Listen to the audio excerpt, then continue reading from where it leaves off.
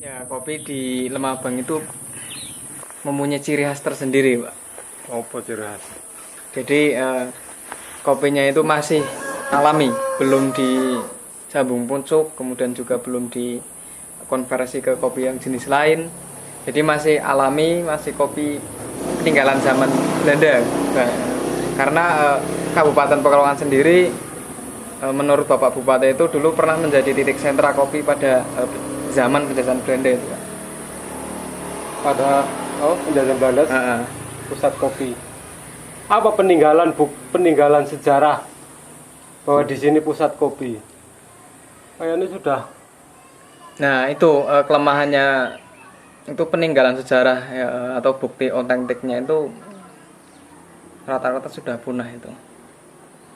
Tapi masih ada sih sedikit, itu di daerah Kecamatan Talun itu, di daerah Jolotigo masih ada apa ya namanya, semacam apa yang dari atas nanti ditaruh kemudian kopinya langsung berjalan ke bawah, itu apa namanya, Pak? Cukup diglosorkan. Iya, bentuknya bulat itu, Pak, panjang itu, Pak. Oh, pipa. Ya, pipanya itu masih ada daerah Jolotigo itu. Oh, dulu buat panen kopi. Jolotigo ya. Ini beneran, Pak? Beneran, Pak, masih ada itu. Kita tiliki loh, teman-teman. Iya. Berarti Menarik. Dari perkebunan atas itu transportnya pakai pipa, Iya. digelondong. Jauh berarti ya? Lumayan jauh, Pak. Oke lah, lain kali kita cek. Kan kopi kan bulat-bulat, Pak. Ketika dimasukkan langsung. Ya yang penting kan nggak ada gimana Pak Ade?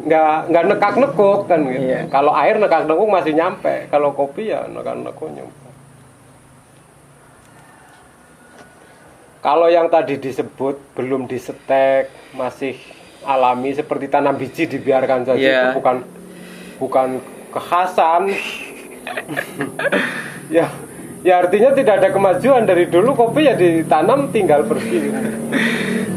Tapi kan justru itu menjadi ciri khas tersendiri karena kopinya itu masih alami, belum rasanya itu masih alami, dan kelebihan kopi tinggi ya memang ada kurang ada kelebihan, Pak. Kelebihannya cara memasaknya itu benar-benar matang karena jauh di atas, Pak. Berbeda kalau yang tingginya sama 1,5 meter itu kan masaknya belum matang. Oke, itu pengakuan saja lah. Artinya apa ya? Ya semacam cara masyarakat sini, ya bukan masyarakat, ini cara kamu membanggakan kopimu ya kayak gitu itu. Coba Mas Ade punya banyak pengalaman. Apakah benar kopi yang jauh dipanggang matangnya di atas itu kopi terbaik? Kayaknya nggak gitu. Coba gimana Mas Ade? Kopi terbaik itu yang kayak apa? Ya, yang dikatakan Medi tadi kan, setiap daerah punya ciri khas, punya kelebihan. Mungkin kelebihannya yang ada di Lemabang itu. Iya. Sehingga Kelebihannya susah dipetik. susah dipetik karena tinggi gitu kan, itu ciri khas mungkin. Ya, okay. Kelebihannya. Atau mungkin memang belum ada edukasi yang didapatkan oleh penduduk atau masyarakat, atau untuk bagaimana pengelolaan Kopi yang baik gitu. Ya, tanam kopi yang baik, pemeliharaan kopi yang baik, seperti itu. Pernah nggak ada penyuluhan dari siapa, kayak misalkan dari pemerintah terutamanya, atau dari LSM atau komunitas, komunitas, ada nggak? Untuk sementara ini edukasi yang diberikan pemerintah itu belum ada sama sekali, karena masyarakat sini Beneran sama sekali? belum ada. Masyarakat Mungkin sini ada, kamu nggak tahu.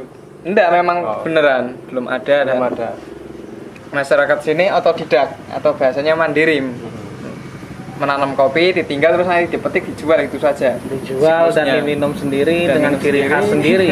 Gaya itu memang ciri khas sendiri. Maka dari itu kan dia dipetik sendiri, diolah sendiri, diminum sendiri, atau dijual di tengkulak gitu kan. Ciri khasnya seperti itu, Pak. Seperti itu. Jadi Cuman apa untuk ya? rasa katanya kan itu ya Pak ya, kalau di daerah lain itu bau coklatnya menyengat. Kalau di sini campur, ada bau coklat dan ada bau duriannya sedikit Pak, karena tanaman kopinya berdekatan dengan tanaman durian itu Pak. Ya itu bisa diterima lah. Tapi artinya masyarakat di sini menanam kopi polanya masih agriculture lah. Karena untuk menghidupi, bukan untuk menghidupi tapi untuk dikonsumsi sendiri. Lebih pada itu. Selebihnya dibeli. Bukan yang berorientasi agribisnis. Iya. Belum ada. Padahal Kabupaten Pekalongan akhir-akhir ini mungkin 3 atau 2 tahun yang lalu sudah dimulai menggalakkan kopi. Mungkin Pak Ade bisa bercerita gimana geliat dinamika perkopian di Pekalongan itu sampai sejauh mana? Atau hanya sebatas komunitas saja, belum menyentuh pada edukasi ke petani atau bagaimana? Ya apa ya? Sebagaimana kita ke desa-desa, memang pemerintah Kabupaten Pekalongan sendiri tidak fokus untuk bagaimana pengembangan kopi di daerah-daerah. Pengembangan kopi di daerah itu kan hanya komunitas, melalui komunitas, dan komunitas itu hanya menyasar 2-3 petani, tidak seluruh. Maka sehingga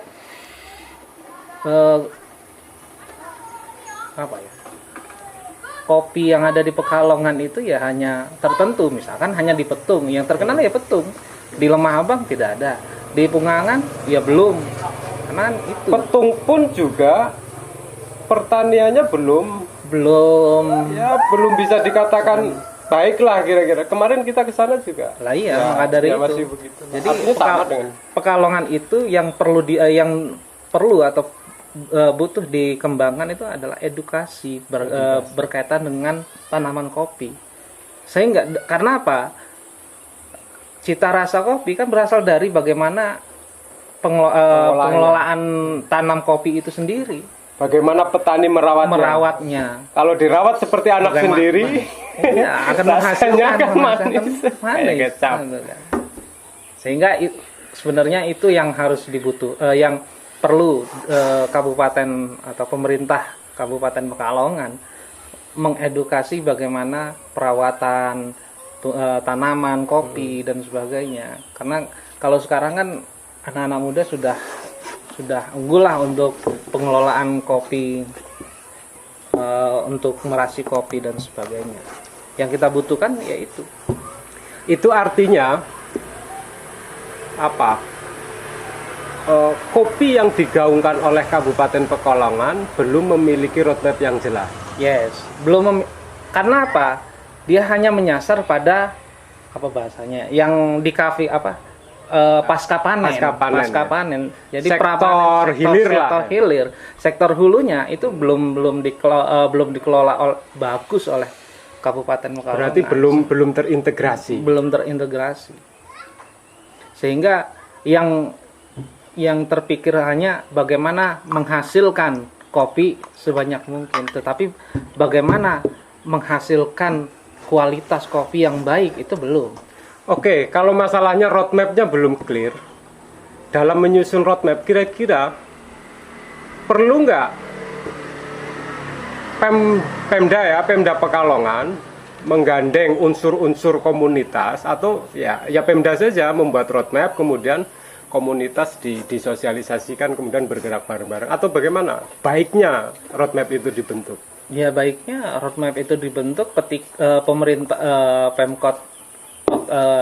pemerintah Kabupaten Pekalongan itu ya bersinergi dengan komunitas-komunitas kopi, Gapoktan, kelompok tani kopi, ya itu harus sinergi, karena semua itu kalau tidak ada sinerginya ya sama saja. Karena apa? Pemerintah menginginkan hasil kopi harus tinggi. Hanya mengatakan saja ya nggak bisa, tanpa ada sinergi dengan petani kopi. Tanpa adanya bagaimana proses kopi yang baik dan sebagainya. Oke, kira-kira petaninya mau nggak kalau gitu? Jangan-jangan petani tidak punya harapan, tidak punya mimpi pada kopi. Mau karena dipaksa kayak mungkin apapun. di Lemah Abang ini salah satunya Lemah Abang. Karena apa? Kopi kan bukan komoditi utama dari masyarakat. Saya nggak tahu bagaimana dari Mas Mehdi. Ya, terkait harapan tentu kami sebagai warga pribumi ya pasti punya lah. Misalkan saja tadi Pak Adi bilang dari pemerintah perlu adanya mengedukasi. Saya kira jangan hanya edukasi saja. Oke, edukasi penting.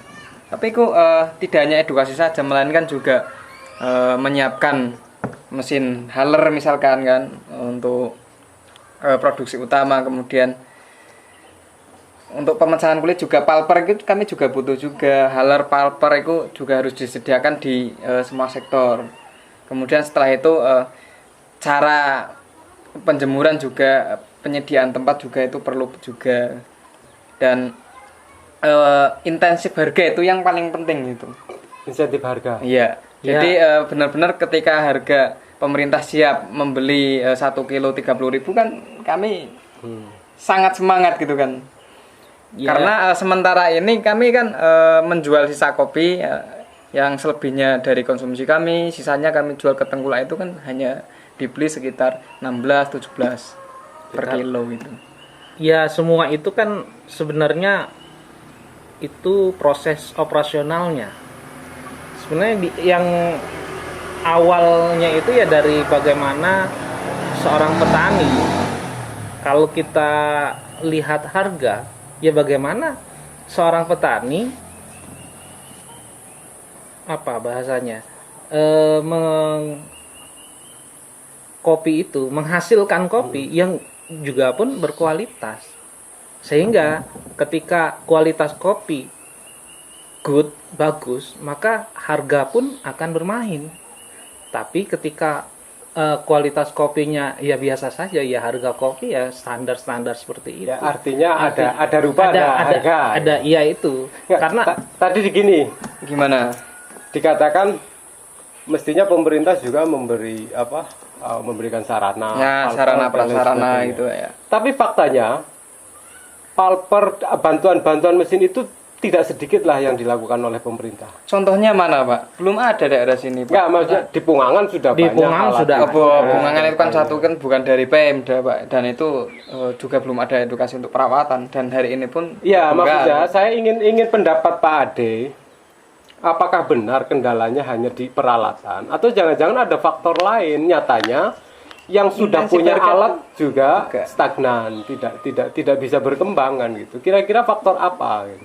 lah yaitu yang pertama, bagaimana kita memahamkan terlebih dahulu para petani itu. Makanya kalau bisa kita misalkan di Lemah Abang nih, Mas Iya. Medi, ya kita kumpulkan para pemilik, bukan, saya nggak tahu pemilik itu apakah berstatus petani kopi atau tidak. Karena apa?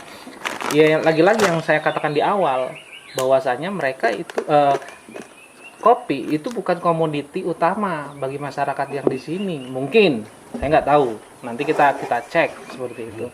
Karena kita memahamkan terlebih dahulu masyarakatnya dulu, bahwasanya bagaimana kopi itu adalah menghasilkan uang atau apapun itu untuk kehidupan mereka. Itu kalau bisa. Karena apa? Dari situ dia akan paham merawat kopi, bagaimana merawat kopi, bagaimana memetik kopi yang benar dengan kualitas yang good, akan menghasilkan suatu keuntungan yang lebih tinggi daripada memetik semuanya. Ya itu tadi, sisa-sisa terjual 16.000 kilo. Tapi ketika kualitas kopinya bisa terjamin, maka bisa jadi 40.000. 30.000 sekilo. Maka dari itu kita ini kan pahamkan dulu dengan petani kopi bahwasanya kopi bisa harga jualnya lebih mahal. Bagaimana kita perawatannya, bagaimana pemetikannya, bagaimana prosesnya itu lebih betul dulu. Kalau belum betul kan harga kopi akan jatuh seperti itu di lapangan. Nah, untuk infrastruktur, untuk alat dan sebagainya, sebenarnya Depok, contoh Lebak Barang, itu dapat bantuan dari pemerintah Kabupaten Pekalongan Ya, melalui yang masyarakat migran itu. ya melalui Iya, kementerian tetapi melalui Iya, kabupaten. oke. Ada 2 mesin mesin roasting dan sebagainya. Tetap saja. Karena apa? Masyarakat tidak diedukasi. Sumber dayanya belum siap. Sumber dayanya belum siap. Pak, Bu, petik merah nggih. Perawatannya ya belum siap seperti itu. Karena apa? Mereka lebih memilih petik asal, yang penting saya mendapat duit. Karena apa? Untuk menghasilkan kopi yang merah, petik merah itu agak lama, sebulan 2 bulan. Lebih lama, sebulan 2 bulan. Sehingga itu yang harus diedukasi dulu. Bagaimana menghasilkan kopi yang baik. Petani itu. Dengan menghasilkan kopi yang baik, maka harga pun akan tinggi. Itu. Kualitas gitu. Bukan kuantitas. Gimana Mas? Ya, menanggapi ya terkait SDM belum siap. Nah, sebenarnya agak kurang terima sedikit saya sebagai warga pribumi ya dibilang belum siap. Terkait SDM, ya mungkin jika kami dikasih edukasi sedikit, insya Allah bisa lah. Dikasih prasarana, kasih edukasi sedikit, insya Allah bisa. Yang kami minta itu hanya 2 poin. Yang pertama intensif harga, yang kedua benar-benar ada tengkulak yang siap membeli segitu kapanpun waktunya, jam malam jam siang siap membeli dengan harga mahal. Itu yang kami butuhkan karena sementara ini belum ada. Ya, proses itu kan sebenarnya harga dan kesiapan pembeli itu kan sudah proses yang sekian, langkah yang kesekian gitu loh. Nah, apakah petani di sini siap? Nah, ini yang saya petani siap untuk menghasilkan kopi yang berkualitas. Itu yang harus ditekankan. Siap tidak petani yang ada di Lemah Abang ini untuk menghasilkan kopi yang berkualitas? Ya, itu tadi. Jika 2 poin sudah disediakan dan kami dikasih sedikit edukasi, insya Allah kami siap. Nah, jadi maksudnya gini, sebentar, saya tanu. Ya benar, dua-duanya benar maksudnya gini. Cuman masalahnya adalah ini katakanlah dua entitas ya. Iya. Ada petani, ada pembeli. Antara petani dan pembeli sekarang wait and see semuanya. Iya. Petani, betul. saya akan memproduksi bagus kalau harganya bagus. Sementara pembeli, saya akan beli bagus kalau produknya bagus. Karena gitu. Iya. Selama produknya belum bagus, saya belum berani beli bagus. Kan pembeli bilang begitu. Kita selama harganya belum bagus, kita nggak mau produksi bagus asal-asalan. Ya, mohon maaf saya potong sebentar. Nah, itu masalahnya yang pembeli yang membeli dengan harga bagus dan kualitas bagus itu belum ada di sini. Ya, adanya satu tengkulak, beberapa tengkulak itu memonopoli dia. Dia hanya membeli yang tidak bagus, malah adanya kan gitu. Nah, karena barangnya nggak ada. Contoh misalkan mohon maaf di desa lain atau kabupaten lain, dia berani untuk menghasilkan kopi yang berkualitas. Nah, bagaimana pembelinya? Tidak usah jauh-jauh. Ketika kualitas kopinya bagus, maka pembeli akan mencari. Ini kopi, bukan barang yang lain. Karena apa? Kebutuhan kopi di masyarakat kita, apalagi yang robusta, yang good, sekarang banyak. Dan kekurangan, tidak usah jauh-jauh, misalkan pungangan. Pungangan sendiri, itu permintaannya itu, dengan kualitas yang bagus, itu kesediaan barang itu terbatas. Pungangan. Kabupaten yang lain, Batang misalkan Genting, seperti itu pun juga. Karena apa? Dengan proses yang bagus itu, maka orang-orang itu akan mencari, ini bagus nggak kualitasnya. Kalau bagus, pasar akan bermain gitu kan. Harga 30 sekilo, harga 25 sekilo, harga 30. Yang penting yang dikatakan tadi. Ente barangnya bagus nggak? Kalau bagus, aneh beli, ini sekian harganya. Tapi petani lagi menunggu ada yang beli nggak ya sekian. Nah itu yang harus, nah ini yang harus kita jembatani Ya, gitu loh, betul. yang harus kita jembatani Artinya seperti di itu. situ pemerintah ataupun LSM harus hadir. Harus hadir di menjembatani situ. itu. Memang untuk tahap awal betul yang namanya affirmative action. Ketika petani ragu untuk memproduksi barang yang bagus nanti hasilnya bagaimana, di LSM mungkin pemerintah bisa mengafirmasi itu. Oke, ditampung dulu pemerintahan kayak gitu. Tapi makanya masalah kita sekarang ini adalah belum ada roadmap yang jelas Yang dari hulu iya, ke iya. hilir Ya. dari Mak- pemerintah kabupaten. Dan penjamin juga, penjaminnya akan Enggak. saya beli kan? Ya, itu Enggak, gini. Ya kalau roadmapnya jelas akan eh, jelas siapa yang harus ya fungsi roadmap yang jelas. Kemudian adalah kemarin, nggak usah jauh-jauh, pembeli akan siap membeli kopi dengan kualitas bagus sekian, satu bulannya sekian ton. Siap nggak petani? Nggak ada yang siap. Itu yang menjadi masalah. Saya Dengan kira kualitas yang bagus loh ya, dengan petik merah semua misalkan. Nah itu kendala gitu kan. Mohon maaf, Depok ya belum siap. Misalkan beberapa kabupaten belum siap. Dari kandang Serang sampai ini belum siap gitu untuk menyediakan kopi yang bagus sekian ton satu bulannya misalkan dan sebagainya. Itu sudah terjawab gitu. ya saya kira ikut juga salah pembelinya mengucapkan kata-kata seperti itu salah. Karena Kata apa? saya minta sekian ton. Oh iya. Itu salah menurut saya karena masyarakat sendiri bisa dikatakan pendidikannya itu minim lah ya, bisa dikatakan rendah, rata-rata lulusan SD itu, yang SMP itu hanya beberapa. Jika langsung didor seperti itu, saya kira tidak ada yang siap. Tapi Ya. bahasanya gini, jangan langsung minta berton.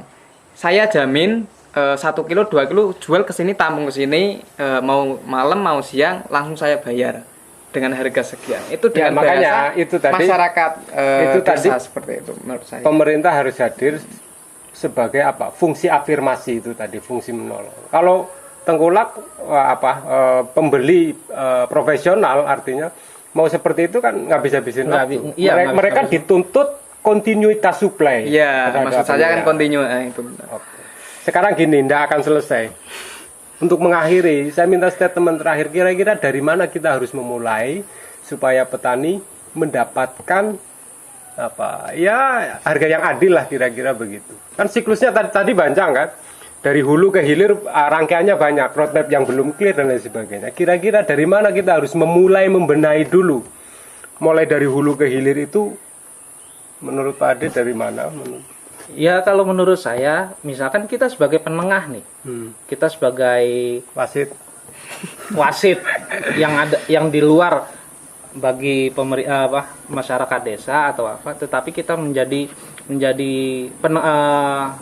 penyeimbang, menjadi komunikator bagi mereka semua.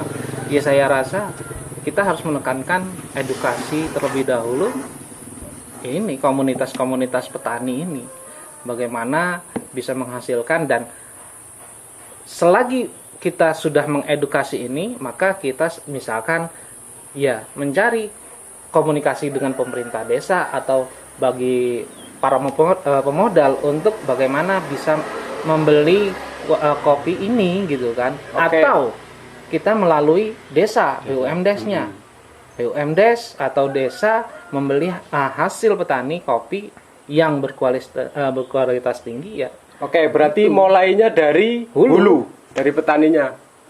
Matt, dari mana baiknya mau mulai atau sama? Ya, menurut saya roadmapnya tersebut yang tadi yang kita bincangkan itu dibuat yang jelas dulu. Gitu. Nanti berdasarkan roadmap Ya, tersebut. ini nanti- sebagai bahan masukan untuk membuat roadmap. Kira-kira nanti di dalam roadmap itu mulainya dari mana? Kalau saya lebih ke sarana prasarana dulu. Sarana prasarana. Sarana prasarana untuk petani itu kan dari hulu. Kalau sarana infrastruktur yang makro itu kan berarti Karena gini, ini perdebatan lagi gitu kan.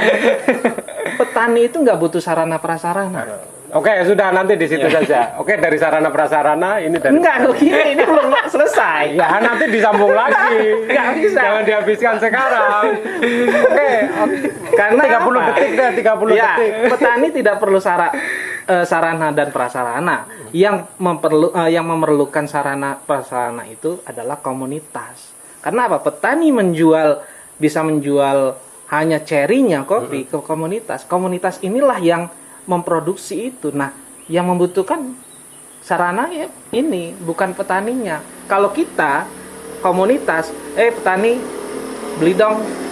Jadi petani nggak perlu sarana dan prasarana. Yang perlu adalah komunitas atau kelompok taninya itu. Oke, saya kasih hak jawab juga 30 detik.